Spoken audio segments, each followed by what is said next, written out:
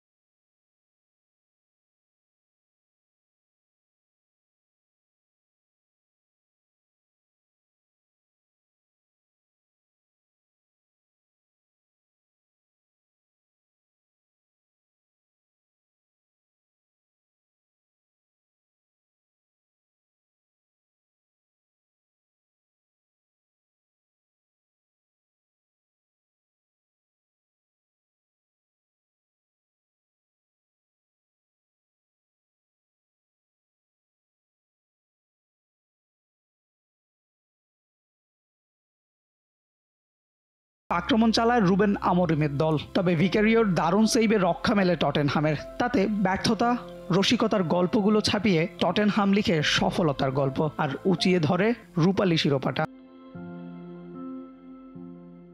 Ashiq Rakib, T Sports. For more updates, subscribe to our YouTube channel and click on the bell icon.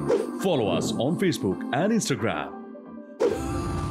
Download T-Sports app to enjoy exciting games and highlights. Visit tsports.com.